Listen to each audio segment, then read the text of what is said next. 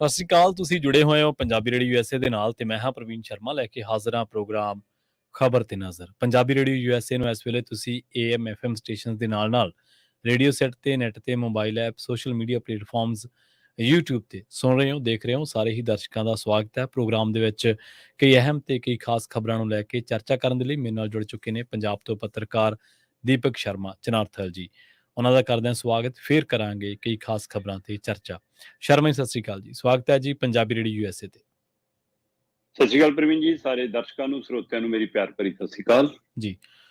Programme ਦੇ ਵਿੱਚ ਅੱਗੇ ਵਧਣ ਤੋਂ ਪਹਿਲਾਂ ਦੱਸਦੇ ਚੱਲੀਏ ਕਿ ਅੱਜ ਦਾ ਇਹ ਖਬਰ ਤੇ ਨਜ਼ਰ ਪ੍ਰੋਗਰਾਮ ਸਾਲ 2023 ਦੀ 1 ਜੂਨ ਦਾ ਪ੍ਰੋਗਰਾਮ ਹੈ ਤੇ ਦਿਨ ਅੱਜ ਵੀਰਵਾਰ ਹੈ। ਪ੍ਰੋਗਰਾਮ ਨੂੰ ਸਪਾਂਸਰ ਕਰਦੇ ਨੇ ਖਾਲਸਾ ਇੰਸ਼ੋਰੈਂਸ ਏਜੰਸੀ ਵਾਲੇ, ਜਿਨ੍ਹਾਂ ਤੋਂ ਤੁਸੀਂ ਹਰ ਤਰੀਕੇ ਦੀ ਇੰਸ਼ੋਰੈਂਸ ਲੈ ਸਕਦੇ ਹੋ। ਇੰਸ਼ੋਰੈਂਸ ਬਾਰੇ ਪਤਾ ਕਰਨ ਦੇ ਲਈ ਉਹਨਾਂ ਦਾ ਨੰਬਰ ਹੈ 408 272 2500।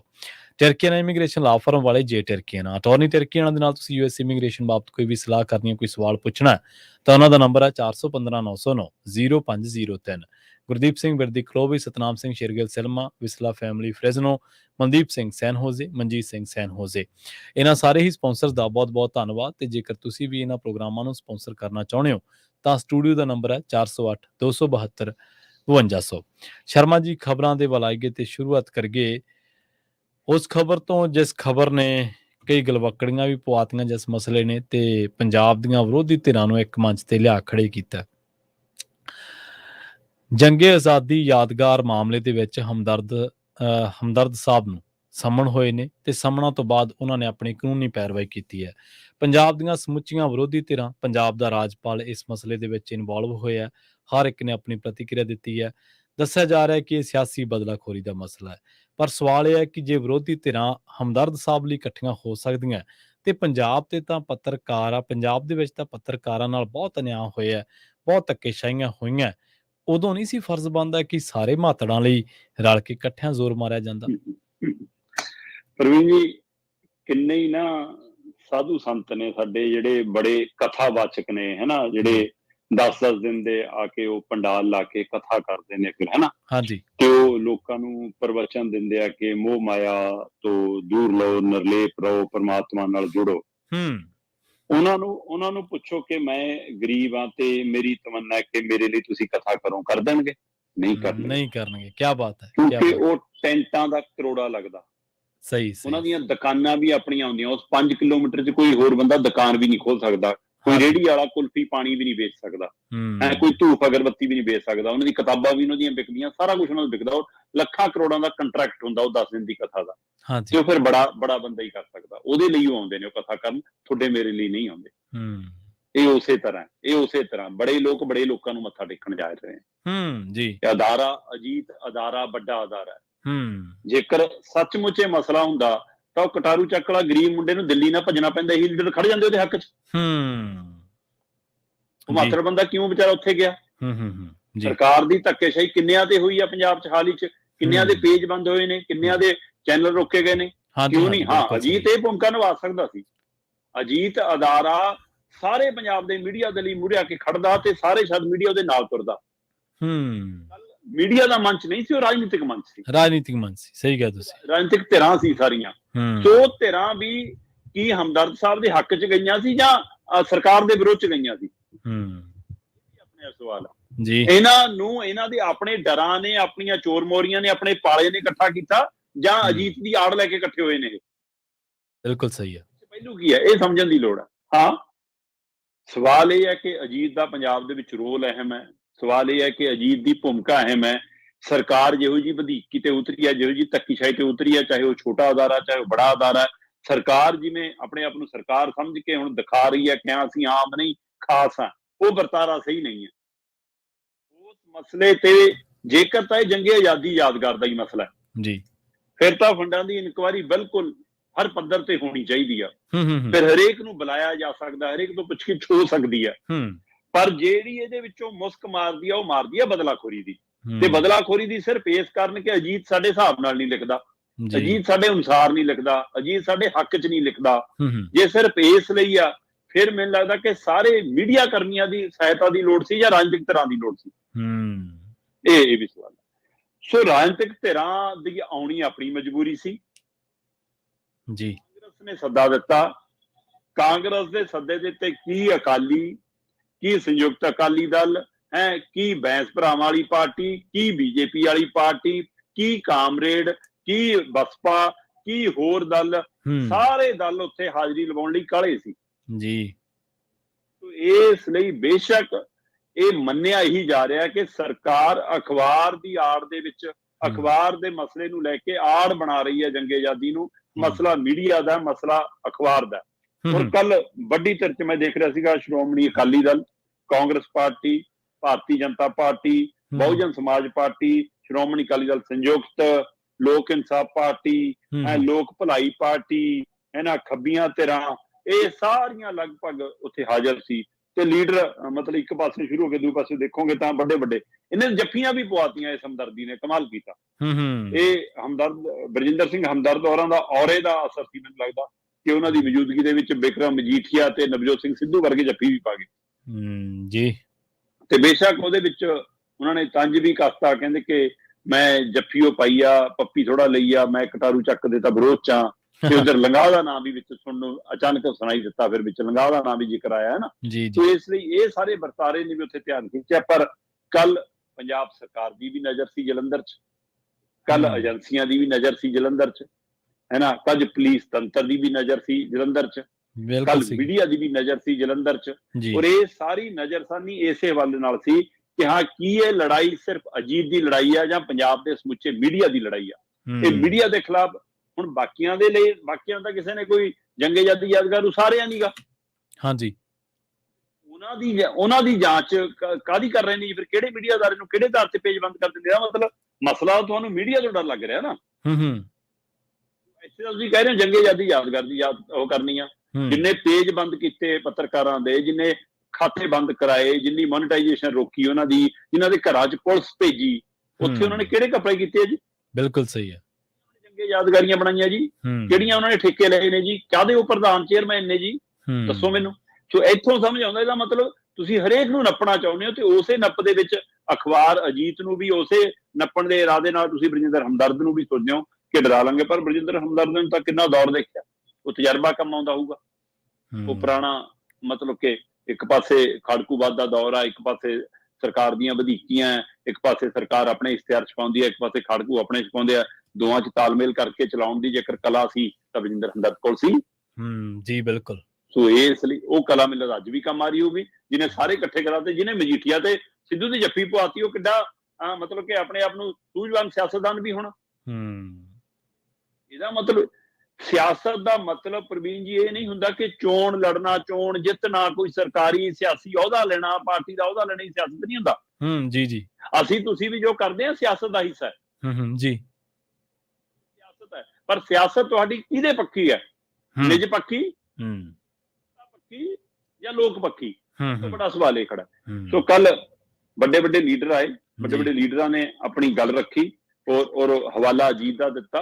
ਅਜੀਤ ਦੇ ਹਵਾਲੇ ਨਾਲ ਮੈਨੂੰ ਲੱਗਦਾ ਉਹਨਾਂ ਨੂੰ ਆਪਣੀ ਭੜਾਸ ਕੱਢਣ ਦਾ ਮੌਕਾ ਵੀ ਮਿਲਿਆ, ਆਪਣੀਆਂ ਦੁੱਖ ਤਕਲੀਫਾਂ ਵੰਡਣ ਦਾ ਵੀ। ਸੋ ਸਿਆਸਤ ਨੇ ਇੱਕ ਵਾਰ ਫੇਰ ਸਾਫ਼ ਕੀਤਾ ਕਿ ਸੰਭਵ ਸ਼ਬਦ ਨਹੀਂ ਹੈ ਇੱਥੇ ਕੁਝ ਵੀ, ਸਭ ਕੁਝ ਸੰਭਵ ਹੈ। ਬਿਲਕੁਲ ਸਹੀ ਹੈ। ਤੇ ਜਿਹੜੇ ਇੱਕ ਦੂਜੇ ਦੀ ਸ਼ਕਲਾਂ ਦੇਖਣੀਆਂ ਨਹੀਂ ਪਸੰਦ ਕਰਦੇ ਸੀ, ਉਹ ਕੱਲ ਜੱਫੀਆਂ ਪਾ ਕੇ ਸਮੂਹਕ ਫੋਟੋਆਂ ਖਿਚਾ ਰਹੇ ਸੀ। ਜਿਹੜੇ ਇੱਕ ਦੂਜੇ ਦੇ ਮਤਲਬ ਲਈ ਟਿੱਪਣੀਆਂ ਇਹੋ ਜਿਹੀਆਂ ਕਰਦੇ ਸੀ ਕਿ ਸੌਦਾਗਰ ਹੈ, ਇਹ ਨਸ਼ੇ ਦਾ ਵਪਾਰੀ ਹੈ, ਇਹ ਲੰਬੂ ਹੈ, ਇਹ ਕੋਕੋ ਤਾਲੀ ਹੈ ਨਾ, ਇਹ ਕਮੇਡੀ ਸ਼ੋਅ ਹੈ, ਉਹ ਕੱਲ ਸਾਰੇ ਇਕੱਠੇ ਸੀ ਜੀ। ਸੋ ਇਸ ਲਈ ਕੱਲ ਚਾਹੇ ਉਸ ਮੰਚ ਤੋਂ ਬਰਜਿੰਦਰ ਹਮਦਰਦ ਨੇ ਸੰਬੋਧਨ ਕੀਤਾ ਹੋਵੇ, ਚਾਹੇ ਉਸੇ ਮੰਚ ਤੋਂ ਪ੍ਰਤਾਪ ਬਾਜਵਾ ਬੋਲੇ ਹੋਣ, ਚਾਹੇ ਉਸੇ ਮੰਚ ਤੋਂ ਸੁਖਬੀਰ ਬਾਦਲ ਹੋਵੇ, ਚਾਹੇ ਉਸੇ ਮੰਚ ਤੋਂ ਰਾਜਾ ਵੜਿੰਗ ਹੋਣ, ਚਾਹੇ ਉਸੇ ਮੰਚ ਤੋਂ ਅਸ਼ਵਨੀ ਸ਼ਰਮਾ ਹੋਵੇ, ਸੁਖਦੇਵ ਸਿੰਘ ਢੀਂਡਸਾ ਹੋਵੇ, ਨਵਜੋਤ ਸਿੰਘ ਸਿੱਧੂ ਹੋਵੇ, ਬਿਕਰਮ ਮਜੀਠੀਆ ਹੋਵੇ, ਚਾਹੇ ਉੱਥੋਂ ਹੀ ਚੰਦੂ ਮਾਜਰਾ ਹੋਵੇ, ਉੱਥੋਂ ਹੀ ਰਾਮੂ ਵਾਲੀਆ ਹੋਵੇ, ਉੱਥੋਂ ਹੀ ਗੜੀ ਹੋਵੇ, ਉੱਥੋਂ ਹੀ ਆਪਣਾ ਮਤਲਬ ਕਿ ਸੁਨੀਲ ਜਾਖੜ ਹੋਵੇ, ਉੱਥੋਂ ਹੀ ਚਰਨਜੀਤ ਚੰਨੀ ਹੋਵੇ, ਉੱਥੋਂ ਹੀ ਹਰਵਿੰਦਰ ਧਾਮੀ ਹੋਣ, ਤੇ ਉੱਥੋਂ ਹੀ ਖੱਬੀਆਂ ਧਿਰਾਂ ਦੇ ਨੁਮਾਇੰਦੇ ਹੋਣ, ਉੱਥੋਂ ਹੀ ਸਤਨਾਮ ਸਿੰਘ ਮਾਨਕ ਤੇ ਲਖਵਿੰਦਰ ਜੌਹਲ ਹੋਰੀ ਜਿਹੜੇ ਕਾਰਵਾਈ ਚਲਾ ਰਹੇ ਹੋਣ। ਸੋ ਸਾਰੀਆਂ ਧਿਰਾਂ ਕੱਲ ਇੱਕ ਮੰਚ ਤੇ ਲਗਭਗ ਸਿਆਸੀ ਧਿਰਾਂ ਸਾਰੀਆਂ। ਸੋ ਇਹਦਾ ਇੱਕ ਸੰਕੇਤ ਵੀ ਵੱਡਾ, ਇਹਦਾ ਇੱਕ ਸੁਨੇਹਾ ਵੀ ਸਰਕਾਰ ਨੂੰ ਵੱਡਾ।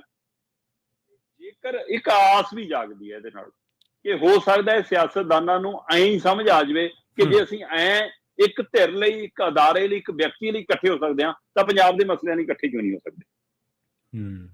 ਜੀ, ਇਹ ਚੰਗਾ ਹੁੰਦਾ। ਕੱਲ ਇਹਨਾਂ ਦੇ ਵਿੱਚ ਆਮ ਆਦਮੀ ਪਾਰਟੀ ਦੇ ਨੁਮਾਇੰਦੇ ਵੀ ਆ ਜਾਂਦੇ, ਹੋਰ ਨਹੀਂ ਫਿਰ ਨਿੱਜਰ ਆ ਜਾਂਦੇ। ਹਾਂਜੀ, ਬਿਲਕੁਲ। ਅਜੇ ਵੀ ਸੱਤਾ ਤੋਂ ਬਹੁਤ ਆਸ ਹੈ, ਜੀ, ਬਹੁਤ ਉਮੀਦਾਂ ਨੇ। ਸੋ ਇਸ ਲਈ ਇਹ ਕੱਲ ਦਾ ਵਰਤਾਰਾ ਆਮ ਆਦਮੀ ਪਾਰਟੀ ਦੀ ਸਰਕਾਰ ਬਨਾਮ ਪੰਜਾਬ ਦੀਆਂ ਸਮੁੱਚੀਆਂ ਸਿਆਸੀ ਪਾਰਟੀਆਂ ਸੀ, ਹੋ ਨਿਬੜਿਆ।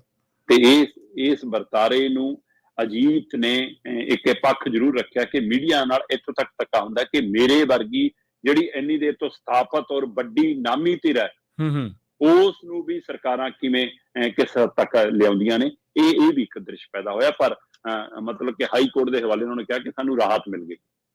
ਹਾਈ ਕੋਰਟ ਨੇ ਬੇਸ਼ੱਕ ਮਤਲਬ ਪੁੱਛਗਿੱਛ ਤੇ ਰੋਕ ਨਹੀਂ ਲਾਈ, ਹਾਈ ਕੋਰਟ ਨੇ ਪਰ ਇੰਨਾ ਜ਼ਰੂਰ ਕਿਹਾ ਕਿ ਭਾਈ ਸਰਕਾਰ ਜਵਾਬ ਤਾਂ ਦੇਵੇ ਕਿ ਕਿਸ ਆਧਾਰ ਤੇ ਇਹ ਸਾਰੀ ਜਾਂਚ ਪੜਤਾਲ ਹੈ ਨਾ। ਜੀ। ਤੇ ਹਾਈ ਕੋਰਟ ਨੇ ਇਹ ਵੀ ਪੁੱਛਿਆ ਕਿ ਤੁਸੀਂ ਭਾਈ ਜ਼ਰੂਰੀ ਹੈ ਕਿ ਤਲਬ ਕਰਕੇ ਹੀ ਪੁੱਛਣਾ, ਸਵਾਲ ਭੇਜ ਕੇ ਜਵਾਬ ਲੈ ਲਓ। ਅੱਛਾ ਜੀ। ਨਾਲ ਬਿਲਕੁਲ ਨਾਲ ਇਹ ਵੀ ਹੁਕਮ ਦਿੱਤੇ ਨੇ ਕਿ ਜੇ ਤੁਸੀਂ ਕੱਲ ਨੂੰ ਪਰਚਾ ਕਰਨਾ ਹੈ, ਗ੍ਰਿਫਤਾਰੀ ਪਾਉਣੀ ਆ, ਤਾਂ 10 ਦਿਨ ਪਹਿਲਾਂ ਦੱਸਣਾ ਪੈਣਾ, ਇਤਲਾਹ ਕਰਨੀ ਪੈਣੀ ਹੈ। ਸੋ ਇਸ ਲਈ ਇਹ ਇੱਕ ਤਰ੍ਹਾਂ ਨਾਲ ਪੰਜਾਬ ਸਰਕਾਰ ਨੂੰ ਨੋਟਿਸ ਭੇਜ ਕੇ ਸਾਰੀ ਜਾਂਚ ਦਾ ਜਵਾਬ ਵੀ ਮੰਗਿਆ ਜੀ। ਤੇ ਇੱਧਰ ਇਹਨਾਂ ਨੇ ਅਪੀਲ ਕੀਤੀ ਸੀ ਕਿ ਸਾਡਾ ਮਾਮਲਾ ਸਾਰਾ ਸੀਬੀਆਈ ਨੂੰ ਦੇ ਦਿਓ, ਉਹਨਾਂ ਨੇ ਸੀਬੀਆਈ ਤੋਂ ਦੇਣ ਤੋਂ ਵੀ ਇਨਕਾਰ ਕਰਤਾ। ਠੀਕ ਹੈ, ਸੀਬੀਆਈ ਨੂੰ ਤਾਂ ਨਹੀਂ ਦਿੱਤਾ, ਪਰ ਵਿਜੀਲੈਂਸ ਨੂੰ ਇੰਨਾ ਜ਼ਰੂਰ ਕਹਿਤਾ ਕਿ ਭਾਈ 10 ਦਿਨ ਪਹਿਲਾਂ ਦੱਸਣਾ ਪਊਗਾ ਜੀ, ਗ੍ਰਿਫਤਾਰੀ ਪਾਉਣੀ ਹੈ ਜਾਂ ਪਰਚਾ ਦਰਜ ਕਰਨਾ, FIR ਕਰਨੀ ਹੈ, ਪੁੱਛਣੇ ਆ ਸਵਾਲ ਜਿਹੜੇ ਲਿਖ ਕੇ ਭੇਜ ਦਿਓ, ਜਵਾਬ ਆ ਜਾਣਗੇ ਤੁਹਾਨੂੰ। ਸੋ ਇਸ ਲਈ ਉਧਰੋਂ ਵੀ ਰਾਹਤ ਮਿਲੀ ਹੈ ਤੇ ਇੱਕ ਨਵੀਂ ਤਾਕਤ ਵੀ ਮਿਲੀ ਹੋਣੀ। ਕੱਲ ਰਾਜਨੀਤਿਕ ਧਿਰਾਂ ਸਾਰੀਆਂ ਇਕੱਠੀਆਂ ਸੀ, ਉਹਦੇ ਨਾਲ ਇੱਕ ਨਵੀਂ ਤਾਕਤ ਮਿਲੀ ਹੋਣੀ। ਪਰ ਪੰਜਾਬ ਦਾ ਬਾਕੀ ਮੀਡੀਆ ਜੇ ਆਪਣੇ ਆਪ ਨੂੰ ਲਵਾਰਸ ਕੱਲਿਆਂ ਮਹਿਸੂਸ ਕਰ ਰਿਹਾ, ਅਜੀਤ ਉਹ ਭੂਮਿਕਾ ਨਿਭਾ ਸਕਦਾ ਸੀ ਕਿ ਸਮੁੱਚਾ ਮੀਡੀਆ ਜਿਹਨੂੰ ਤੰਗ ਪਰੇਸ਼ਾਨ, ਡਰਾਇਆ ਧਮਕਾਇਆ ਜਾ ਰਿਹਾ, ਜੇਕਰ ਉਹਦੀ ਧਿਰ ਬਣ ਕੇ ਮੂਹਰੇ ਹੁੰਦੇ, ਸ਼ਾਇਦ ਹੋਰ ਵੱਡੀ ਲੜਾਈ ਹੋ ਸਕਦੀ ਸੀ। ਤੁਸੀਂ ਇੱਕ ਗੱਲ ਹੋਰ ਨੋਟ ਕਰੋ ਸਾਰੇ ਪ੍ਰਕਰਨ ਦੇ ਵਿੱਚੋਂ ਸ਼ਰਮਾ ਜੀ, ਇਹਦੇ ਵਿੱਚ ਕੋਈ ਦੋ ਰਾਏ ਨਹੀਂ, ਆਪਾਂ ਮੰਨ ਲੈਂਦੇ ਹਾਂ ਕਿ ਸਰਕਾਰਾਂ ਕਈ ਵਾਰੀ ਮੀਡੀਆ ਦੇ ਨਾਲ ਧੱਕਾ ਕਰ ਜਾਂਦੀਆਂ। ਅੰਮ੍ਰਿਤਪਾਲ ਦੇ ਵੇਲੇ ਜਦੋਂ ਅੰਮ੍ਰਿਤਪਾਲ ਨੂੰ ਗ੍ਰਿਫਤਾਰ ਕਰਨ ਦੇ ਲਈ ਛਾਪੇਮਾਰੀਆਂ ਜਾਂ ਕੀਤੀਆਂ ਜਾ ਰਹੀਆਂ ਸੀ, ਉਦੋਂ ਪ੍ਰੋਟੈਸਟ ਕਵਰ ਕਰਨ ਤੱਕ ਗਏ ਪੱਤਰਕਾਰਾਂ ਨੂੰ ਸੱਦਿਆ ਗਿਆ ਕਿ ਤੁਸੀਂ ਤੁਸੀਂ ਗਏ ਕਿਉਂ? ਉਹਨਾਂ ਨੂੰ ਕਈਆਂ ਨੂੰ ਡਿਟੇਨ ਕੀਤਾ ਗਿਆ, ਕਈਆਂ ਦੇ ਫੋਨ ਨੰਬਰ ਲੈ ਕੇ, ਜਿਨ੍ਹਾਂ ਪੱਤਰਕਾਰਾਂ ਨੇ 8-8 ਮਹੀਨੇ 6-6 ਮਹੀਨੇ ਪਹਿਲਾਂ ਵੀ ਉਹਨਾਂ ਦੀ ਇੰਟਰਵਿਊ ਲਈ ਫੋਨ ਕੀਤਾ, ਉਹਨਾਂ ਨੂੰ ਸੱਦਿਆ ਗਿਆ, ਉਹ ਫੋਨ ਦਾ ਰਿਕਾਰਡ ਕੱਢ ਕੇ ਉਹਨਾਂ ਨੂੰ ਵੀ ਸੱਦਿਆ ਗਿਆ। ਬਿਲਕੁਲ ਸਹੀ ਹੈ। ਤੇ ਦੂਜੀ ਗੱਲ, ਪੰਜਾਬ ਦੀਆਂ ਸਿਆਸੀ ਧਿਰਾਂ ਦੀ ਦੇਖੋ ਨਿੱਜ ਕਿੱਡਾ ਵੱਡਾ ਹੋ ਗਿਆ ਸਿਆਸਤ ਦੇ ਵਿੱਚ ਸ਼ਰਮਾ ਜੀ। ਮੱਤੇਵਾੜਾ ਮੋਰਚਾ ਲੱਗਿਆ, ਇਹਨਾਂ ਲੋਕਾਂ ਨੇ ਕੋਈ ਭਾਫ ਨਹੀਂ ਕੱਢੀ, ਕੋਈ ਆਵਾਜ਼ ਨਹੀਂ ਚੁੱਕੀ ਲੋਕਾਂ ਦੀ ਖਾਤਰ। ਜੀਰੇ ਮੋਰਚੇ ਲੱਗਿਆ ਰਿਹਾ, ਦੱਸੋ ਕਿੰਨੇ ਕੇ ਲੀਡਰ ਜਿਹੜੇ ਅੱਜ ਜੱਫੀਆਂ ਪਾਈ ਜਾਂਦੇ, ਕਿੰਨੇ ਕੁ ਉੱਥੇ ਗਏ? ਇਹਦੇ ਨਾਲ ਤੁਸੀਂ ਜਲੰਧਰ ਵਾਲਾ ਮੋਰਚਾ ਕਵਰ ਕੀਤਾ ਜਿੱਥੇ ਘਰ ਢਾਏ ਗਏ ਸੀਗੇ, ਉੱਥੇ ਹਾਂਜੀ ਕਿ ਕਿੰਨੇ ਕੁ ਲੀਡਰ ਗਏ ਉੱਥੇ? ਹੋਰ ਪੰਜਾਬ ਦੇ ਕਿੰਨੇ ਮਸਲੇ ਨੇ, ਕਿੰਨੇ ਕੁ ਲੀਡਰ? ਪਰ ਜਦੋਂ ਇੱਕ ਸਥਾਪਤ ਧਿਰ, ਇੱਕ ਉਹ ਧਿਰ ਜਿਹੜੀ ਮੀਡੀਆ ਦੇ ਨਾਲ ਵੀ ਜੁੜੀ ਹੈ ਤੇ ਵੈਸੇ ਵੀ ਲੀਡਰ ਜਿਹੜੇ ਉਹਨਾਂ ਦੇ ਦਰਬਾਰ 'ਚ ਜਾ ਕੇ ਨਮਸਕਾਰ ਕਰਨ ਦੇ ਆਦੀ ਹੈ, ਤੇ ਜਦੋਂ ਉੱਥੇ ਗੱਲ ਗਈ ਤੇ ਉਦੋਂ ਵੇਖ ਲਓ ਤੁਸੀਂ ਸਾਰੇ ਇਕੱਠੇ ਹੋ ਗਏ। ਠੀਕ ਹੈ, ਆਪਾਂ ਕਹਿੰਦੇ ਆ ਕਿ ਸਰਕਾਰਾਂ ਇਹ ਕਰਦੀਆਂ ਹੋਣੀਆਂ, ਉਹ ਕਰਦੀਆਂ ਹੋਣੀਆਂ, ਪਰ ਦੇਖੋ ਸ਼ਰਮਾ ਜੀ, ਜਿਹੜਾ ਬੰਦਾ ਬੇਗੁਨਾਹ ਹੈ ਉਹਨੂੰ ਜਾਂਚ ਦਾ ਸਾਹਮਣਾ ਕਰਨ ਤੋਂ ਕੀ ਡਰ ਹੈ? ਉਹ ਜਾਂਚ ਦਾ ਸਾਹਮਣਾ ਕਰੇ। ਉਹ ਸਾਬਕਾ ਮੈਂਬਰ ਪਾਰਲੀਮੈਂਟ ਨੇ, ਹਮਦਰਦ ਸਾਹਿਬ ਸਤਿਕਾਰਤ ਨੇ, ਪਰ ਜੇਕਰ ਉਹ ਸੱਚੇ ਸੁੱਚੇ ਨੇ, ਜੇਕਰ ਉਹਨਾਂ ਨੇ ਜੰਗੇ ਆਜ਼ਾਦੀ 'ਚ ਕੋਈ ਘੁਟਾਲਾ ਨਹੀਂ ਕੀਤਾ, ਮੈਂ ਪਹਿਲੇ ਦਿਨ ਤੋਂ ਇਹ ਗੱਲ ਕਹਿ ਰਿਹਾ, ਫਿਰ ਉਹਨਾਂ ਨੂੰ ਸ਼ਰਮ ਝਿਪਕਾਦੀ ਹੈ। ਇਹ ਬਿਲਕੁਲ ਤੁਹਾਡੀ ਗੱਲ ਦਰੁਸਤ ਹੈ ਕਿ ਜਾਂਚ ਦਾ ਸਾਹਮਣਾ ਕਰਨਾ ਚਾਹੀਦਾ, ਪਰ ਇਹ ਤਾਂ ਸਮਝ ਸਾਫ਼ ਆਉਂਦਾ ਕਿ ਮਸਲਾ ਅਖਬਾਰ ਦਾ ਹੀ ਹੈ। ਇਹ ਵੀ ਸਮਝ ਆਉਂਦਾ, ਹਾਂ ਮਸਲਾ ਅਖਬਾਰ ਦਾ ਹੀ ਹੈ। ਟੇਢੀ ਉਂਗਲ ਕਰਕੇ ਘਿਓ ਇੱਕ ਧਿਰ ਕੱਢਣਾ ਚਾਹੁੰਦੀ ਹੈ, ਹਾਂ, ਤੇ ਦੂਜੀ ਧਿਰ ਕਹਿ ਰਹੀ ਹੈ ਕਿ ਜੀ ਸਾਡੇ ਤਾਂ ਘਿਓ ਤੇ ਛੱਡੋ, ਤੁਸੀਂ ਸਾਡਾ ਤਾਂ ਘਰ ਪਾਰ ਹੀ ਲੈ ਚੱਲੇ ਇਹ ਸਾਰਾ ਕੁਛ। ਸੋ ਵਿਕਟਿਮਾਈਜੇਸ਼ਨ ਆ ਨਾ ਜਿਹੜੀ, ਉਹ ਵੀ ਇੱਕ ਅੱਜ ਕੱਲ ਟ੍ਰਿਕ ਬਣ ਚੁੱਕੀ ਹੈ। ਖੈਰ, ਇਹ ਚੀਜ਼ਾਂ ਸਾਰੀਆਂ ਲੋਕਾਂ ਦੀ ਯਾਦ ਰਹਿਣਗੀਆਂ, ਪਰ ਕੁੱਲ ਮਿਲਾ ਕੇ ਚਲੋ ਸਰਕਾਰ ਨੇ ਪਰਚਾ ਕੀਤਾ ਜਾਂ ਉਹਨਾਂ ਨੂੰ ਜਾਂਚ ਲਈ ਸੱਦਿਆ ਜਾਂਦਾ, ਜੋ ਵੀ ਹੈ ਉਹਨਾਂ ਨੇ ਕਾਨੂੰਨੀ ਚਾਰਾਜੋਈ ਕਰ ਲਈ, 10 ਦਿਨਾਂ ਦੀ ਮੋਹਲਤ ਵੀ ਮਿਲ ਗਈ, ਪ੍ਰਸ਼ਨਾਵਲੀ ਵੀ ਮਿਲ ਜਾਣੀ ਹੈ, ਉਹ ਠੀਕ ਹੈ। ਪਰ ਸਿਆਸੀ ਧਿਰਾਂ ਜ਼ਰੂਰ ਸ਼ੀਸ਼ਾ ਵੇਖਣ। ਸਿਆਸੀ ਧਿਰਾਂ, ਇਹ ਜ਼ਰੂਰੀ ਨਹੀਂ ਹੁੰਦਾ ਤਕੜੇ ਦੇ ਘਰੇ ਜਾ ਕੇ ਸਲੂਟ ਮਾਰਨਾ ਹੈ, ਮਾਤੜਾਂ ਵਾਲੀ ਵੀ ਖੜਨਾ ਚਾਹੀਦਾ ਸਿਆਸੀ ਧਿਰਾਂ ਨੂੰ। ਸੋ ਅਗਲੀ ਖਬਰ ਦੇ ਵੱਲ ਵਧੀਏ ਸ਼ਰਮਾ ਜੀ ਆਪਾਂ, ਤੇ ਆਪਾਂ ਗੱਲ ਕਰੀਏ ਕਟਾਰੂ ਚੱਕ ਦਾ। ਤੁਸੀਂ ਜ਼ਿਕਰ ਕੀਤਾ ਸੀਗਾ ਵਿੱਚ ਗੱਲਬਾਤ ਦੇ ਦੌਰਾਨ। ਕਟਾਰੂ ਚੱਕ ਨੂੰ ਹਟਾਉਣ ਦੇ ਰਾਜਪਾਲ ਨੇ ਨਿਰਦੇਸ਼ ਤਾਂ ਫੇਰ ਦਿੱਤੇ ਆ, ਪਰ ਸਰਕਾਰ ਵਾਲੇ ਪਾਸੇ ਸੁੰਨ ਪਸਰੀ ਪਈ ਹੈ। ਨਹੀਂ ਪ੍ਰਵੀਨ ਜੀ, ਜਿਹਨੇ ਲਾਤੀ ਲੋਈ ਫਿਰ ਉਹਦਾ ਕੀ ਕਰੂਗਾ ਕੋਈ? ਉਹਨੇ ਬਿਲਕੁਲ ਬੇਸ਼ਰਮੀ ਤੇ ਆ ਗਏ ਜੀ। ਜਦੋਂ ਇਹ ਚੰਨੀ ਵਾਲੇ ਮਾਮਲੇ ਤੇ ਪ੍ਰੈਸ ਕਾਨਫਰੰਸ ਕਰ ਸਕਦੇ ਨੇ ਕਿ ਆਹ ਖਿਡਾਰੀ 2 ਲੱਖ ਲੈ ਕੇ ਗਿਆ ਜਾਂ 2 ਕਰੋੜ ਦੀ ਤੋਂ ਮੰਗ ਹੋਈ, ਤਾਂ ਉਸ ਮੁੰਡੇ ਨੂੰ ਬਿਠਾ ਕੇ ਪ੍ਰੈਸ ਕਾਨਫਰੰਸ ਕਿਉਂ ਨਹੀਂ ਕਰ ਸਕਦੇ ਸੀ ਮੁੱਖ ਮੰਤਰੀ ਭਗਵੰਤ ਮਾਨ ਕਿ ਪੰਜਾਬ ਦੇ ਇਸ ਬੱਚੇ ਨਾਲ ਵੀ ਇੱਕ ਲੀਡਰ ਨੇ ਧੱਕਾ ਕੀਤਾ? ਕਿਉਂ ਨਹੀਂ ਉਹ ਮੁੰਡੇ ਨੂੰ ਬਿਠਾਇਆ? ਉਹਨੂੰ ਵੀ ਸਾਹਮਣੇ ਲਿਆਉਂਦੇ, ਉਹਨੂੰ ਵੀ ਮੀਡੀਆ 'ਚ ਪੇਸ਼ ਕਰਦੇ ਕਿ ਆਹ ਬੱਚਾ ਜੀ ਦੇਖੋ ਇਹਦੇ ਨਾਲ ਵਧੀਕੀ ਕੀਤੀ, ਆ ਟੰਗਤਾ ਸੀ ਮੰਤਰੀ, ਕਰਦੇ ਨਾ ਉਦਾਹਰਨ ਪੇਸ਼। ਫਿਰ ਸੋ ਜੇ ਤੁਸੀਂ ਸਾਬਕਾ ਮੁੱਖ ਮੰਤਰੀ ਦੇ ਖਿਲਾਫ ਜਾਂਚ ਵਿੱਢ ਸਕਦੇ ਹੋ ਤਾਂ ਤੁਹਾਡੇ ਵਾਲੇ ਮਾਮਲੇ ਤਾਂ ਜਾਂਚ ਸਾਫ਼ ਸਾਹਮਣੇ ਆ ਗਈ। ਤੁਸੀਂ ਕਹਿੰਦੇ ਹੋ ਨਹੀਂ ਹਲੇ ਸਾਡੀ ਸਿੱਟ ਕਰੂਗੀ, ਵੀਡੀਓ ਸਾਹਮਣੇ ਆ, ਤਸਵੀਰ ਸਾਹਮਣੇ ਆ, ਹੋਰ ਕਿਹੜਾ ਸਬੂਤ ਚਾਹੀਦਾ ਹੁੰਦਾ? ਅਜੇ ਤੱਕ ਤੁਸੀਂ ਕਟਾਰੂ ਚੱਕ ਨੂੰ ਹਟਾਇਆ ਨਹੀਂ। ਵਿਜੇ ਸਿੰਗਲੇ ਨੂੰ ਖੁਦ ਕੋਲ ਬਿਠਾ ਕੇ ਕਿਹਾ ਸੀ ਕਿ ਮੇਰੇ ਕੋਲ ਮੰਨ ਗਿਆ, ਬਿਲਕੁਲ ਕਿਹਾ ਸੀਗਾ। ਸਰਕਾਰ ਦੇ ਮੰਤਰੀ ਨਾ ਹੋਣ ਦੇ ਬਾਵਜੂਦ ਵੀ ਮੰਤਰੀਆਂ ਵਾਂਗ ਵਿਚਰਦਾ ਹੈ। ਜੇਕਰ ਉਹਨੇ ਕੋਈ ਗੁਨਾਹ ਨਹੀਂ ਕੀਤਾ ਸੀ, ਕੋਈ ਕਪੜਾ ਨਹੀਂ ਕੀਤਾ ਸੀ, ਤਾਂ ਉਹਦੇ ਅਕਸ ਤੇ ਧੱਬਾ ਕਿਉਂ ਲਾਇਆ? ਜੇਕਰ ਮੁੱਖ ਮੰਤਰੀ ਇੱਕ ਸੂਬੇ ਦਾ ਕਹੇ ਕਿ ਮੇਰੇ ਕੋਲ ਮੰਨਿਆ, ਫਿਰ ਉਹ ਮੁੱਖ ਮੰਤਰੀ ਕੋਰਟ 'ਚ ਗਵਾਹੀ ਦੇਣ ਕਿਉਂ ਨਹੀਂ ਗਿਆ? ਜੀ ਬਿਲਕੁਲ। ਅਜੇ ਤੱਕ ਉਹ ਬਾਹਰ ਕਿਉਂ ਹੈ? ਪਿੱਛੇ ਕਿਉਂ ਨਹੀਂ ਹੈ? ਸਰਾਰੀ ਨੂੰ ਹਟਾ ਕੇ ਇਮਾਨਦਾਰ ਸਰਕਾਰ ਸਾਬਤ ਹੋ ਗਈ। ਸਰਾਰੀ ਤੇ ਜਿਹੜੇ ਸਵਾਲ ਖੜੇ ਹੋਏ ਉਹਨਾਂ ਦੀ ਚਾਰਜ ਹੋਈ ਅਦਾਲਤ 'ਚ, ਕੋਰਟ 'ਚ, ਥਾਣੇ 'ਚ ਕੌਣ ਕਰੂਗਾ? ਬਿਲਕੁਲ ਸਹੀ। ਆਪਣੀ ਵਾਰੀ ਇਮਾਨਦਾਰੀ ਦਾ ਪੈਮਾਨਾ ਹੋਰ ਕਿਉਂ ਹੈ? ਆਪਣੀ ਵਾਰੀ ਭ੍ਰਸ਼ਟਾਚਾਰੀ ਦਾ ਪੈਮਾਨਾ ਹੋਰ ਕਿਉਂ ਹੈ? ਇਹ ਸਵਾਲ ਹੈ। ਦਿੱਲੀ ਦੇ ਕੁਝ ਸੋਸ਼ਲ ਮੀਡੀਆ ਦੇ ਹਵਾਲੇ ਨਾਲ ਇਹ ਤੱਥ ਸੋਸ਼ਲ ਮੀਡੀਆ ਤੇ ਵੱਖ-ਵੱਖ ਅਦਾਰਿਆਂ ਤੇ ਖੂਬ ਚੱਲ ਰਿਹਾ ਹੈ ਜੀ ਕਿ ਜਿਹੜਾ 45 ਕਰੋੜ ਦਾ ਘਰ ਬਣਿਆ, ਇਹ ਪੁਸ਼ਟੀ ਮੈਂ ਨਹੀਂ ਕਰਦਾ, ਸੋਸ਼ਲ ਮੀਡੀਆ ਤੇ ਚੱਲ ਰਹੀ ਚਰਚਾ, ਉਹਦਾ ਜਵਾਬ ਆਮ ਆਦਮੀ ਪਾਰਟੀ ਦੇਵੇ, ਉਹਦਾ ਜਵਾਬ ਕੇਜਰੀਵਾਲ ਦੇਣ, ਉਹਦਾ ਜਵਾਬ ਭਗਵੰਤ ਮਾਨ ਦੇਣ, ਉਹਦਾ ਜਵਾਬ ਦਿੱਲੀ ਦੀ ਸਰਕਾਰ ਦੇਵੇ, ਪੰਜਾਬ ਸਰਕਾਰ ਦੇਵੇ। ਉਹ ਕਹਿੰਦੇ ਜਿਹੜਾ 45 ਕਰੋੜ ਦਾ ਨਵੀਨੀਕਰਨ ਹੋਇਆ ਘਰ ਦਾ, ਉਸ ਘਰ ਦੇ ਵਿੱਚ ਇੱਕ ਜਿਮ ਟਾਈਪ ਮਸ਼ੀਨਾਂ ਲੱਗੀਆਂ। ਠੀਕ ਹੈ। ਮਸ਼ੀਨਾਂ ਇੰਨੀਆਂ ਮਹਿੰਗੀਆਂ ਨੇ, ਮਤਲਬ ਜੇ ਕੋਈ ਲਾ ਕੇ ਉਹਨਾਂ ਨੂੰ ਕੋਈ ਸਰਕਾਰ ਜਾਂ ਕੋਈ ਪਾਰਟੀ ਜਾਂ ਕੋਈ ਵਿਅਕਤੀ ਉਹਦਾ ਕੰਮ ਕਰਾਵੇ ਤਾਂ ਬਹੁਤ ਮਹਿੰਗੀਆਂ ਪੈਂਦੀਆਂ ਜੀ। ਤੇ ਪਰ ਕਹਿੰਦੇ ਕਿ ਉਹ ਕਿਰਾਏ ਤੇ ਲਈਆਂ ਨੇ ਸਰਕਾਰ ਨੇ ਜੀ, ਕੇਜਰੀਵਾਲ ਸਰਕਾਰ ਨੇ ਕਿਰਾਏ ਤੇ ਲਈਆਂ ਨੇ। ਤੇ ਇਹ ਦਾਅਵਾ ਸੋਸ਼ਲ ਮੀਡੀਆ ਦਾ, ਉੱਥੇ ਵੱਖ-ਵੱਖ ਕੁਝ ਬੰਦਿਆਂ ਨੇ ਸ਼ੇਅਰ ਕੀਤੀਆਂ ਨੇ ਉਹ ਚੀਜ਼ਾਂ, ਤੇ ਉਹ ਕਹਿੰਦੇ ਕਿ ਜੀ ਉਹ ਬਕਾਇਦਾ ਤੌਰ ਤੇ ਉਹਦਾ 10 ਲੱਖ ਤੋਂ ਉੱਪਰ ਮੇਰਾ ਖਿਆਲ ਮਹੀਨੇ ਦਾ ਕਿਰਾਇਆ ਬਣਦਾ। ਠੀਕ ਹੈ। ਦਿੱਲੀ ਦੀ ਕੇਜਰੀਵਾਲ ਸਰਕਾਰ ਉਸ ਮਸ਼ੀਨਾਂ ਦੇ ਮਾਲਕ ਨੂੰ ਜਿਹੜਾ ਜਿੱਥੋਂ ਕਿਰਾਏ ਤੇ ਲਈਆਂ ਨੇ ਉਹਨੂੰ 10 ਲੱਖ ਰੁਪਇਆ ਦਿੰਦਾ। ਤੇ ਉਹ 10 ਲੱਖ ਕਿਰਾਇਆ ਪਤਾ ਵੀ ਕੌਣ ਲੈਂਦਾ? ਕਹਿੰਦੇ ਜਿਹੜਾ ਦਾਅਵਾ ਕੀਤਾ ਗਿਆ, ਕੇਜਰੀਵਾਲ ਦਾ ਮੁੰਡਾ, ਮੁੰਡੇ ਦੀਆਂ ਮਸ਼ੀਨਾਂ ਨੇ ਜੀ। ਇਸ ਲਈ ਫਿਰ ਉੱਥੇ ਵੀ ਜਾਂਚ ਕਰਾ ਲੈਣੀ ਚਾਹੀਦੀ ਆ। ਇਹ ਗੱਲ ਝੂਠ ਹੈ ਤਾਂ ਜਿਹਨਾਂ ਨੇ ਇਹ ਜਿਹੀ ਉਂਗਲੀ ਖੜੀ ਕੀਤੀ ਉਹਨਾਂ ਨੂੰ ਅੰਦਰ ਕਰਨਾ ਚਾਹੀਦਾ। ਫਿਰ ਜਾਂਚ ਸਾਰੇ ਪੱਧਰਾਂ ਤੇ ਹੋਣੀ ਚਾਹੀਦੀ ਹੈ। ਕਟਾਰੂ ਚੱਕ ਵਾਲੇ ਮਾਮਲੇ 'ਚ ਤਾਂ ਕੋਈ ਜਾਂਚ ਨੂੰ ਨਹੀਂ ਬਚਿਆ ਸੀ ਪਿੱਛੇ, ਤੇ ਤੁਸੀਂ ਉਹਨੂੰ ਨਾਲ ਕਿਉਂ ਚੱਕੀ ਫਿਰਦੇ ਹੋ? ਅਜੇ ਤੱਕ ਕਿਉਂ ਢੋ ਰਹੇ ਹੋ ਇਹ ਜਿਹੇ ਬੰਦੇ ਨੂੰ? ਜੀ, ਆਪਣੀ ਆਪ ਸਵਾਲ ਹੈ। ਸੋ ਇਸ ਲਈ ਕੱਲ ਬਕਾਇਦਾ ਤੌਰ ਤੇ ਪੰਜਾਬ ਦੇ ਰਾਜਪਾਲ ਨੇ ਪੰਜਾਬ ਯੂਨੀਵਰਸਿਟੀ ਨੂੰ ਲੈ ਕੇ, ਉਹਦੀ ਗ੍ਰਾਂਟ ਨੂੰ ਲੈ ਕੇ ਪੰਜਾਬ ਤੇ ਹਰਿਆਣਾ ਦੇ ਮੁੱਖ ਮੰਤਰੀਆਂ ਨੂੰ ਬੁਲਾਇਆ ਸੀ। ਠੀਕ ਹੈ। ਉਹ ਬੈਠਕ ਹੁੰਦੀ ਹੈ, ਬੈਠਕ ਦੇ ਵਿੱਚ ਹਰਿਆਣਾ ਆਪਣਾ ਪੱਖ ਰੱਖਦਾ ਹੈ, ਪੰਜਾਬ ਆਪਣਾ ਪੱਖ ਰੱਖਦਾ ਹੈ। ਮੁੱਖ ਮੰਤਰੀ ਸਾਹਿਬ ਨੇ ਸਮਾਂ ਮੰਗਿਆ, ਹਰਿਆਣਾ ਕਹਿੰਦਾ ਜੀ ਇਹ ਤਾਂ ਕੇਂਦਰੀ ਯੂਨੀਵਰਸਿਟੀ ਹੈ। ਆ ਗਿਆ ਮਾਮਲਾ ਉੱਥੇ ਜਿੱਥੇ ਅਸੀਂ ਗੱਲ ਕਰਦੇ ਸੀ ਕਿ ਇਹਨੂੰ ਕੇਂਦਰ ਦੇ ਕੋਟੇ 'ਚ ਪਾਉਣਗੇ। ਹਰਿਆਣਾ ਦੇ ਮੁੱਖ ਮੰਤਰੀ ਨੇ ਕੱਲ ਕਿਹਾ ਕਿ ਕੇਂਦਰੀ ਯੂਨੀਵਰਸਿਟੀ ਆ, ਸਾਡਾ ਵੀ ਉਹਨਾਂ ਹੀ ਹੱਕ ਹੈ, ਇਸ ਲਈ ਗ੍ਰਾਂਟ ਵੀ ਤਾਂ ਹੀ ਦੇਵਾਂਗੇ ਜੋ ਸਾਡਾ ਕੰਟਰੋਲ ਦਵਾਂਗੇ ਸਾਨੂੰ ਇਹਦੇ ਪਰ ਜੀ।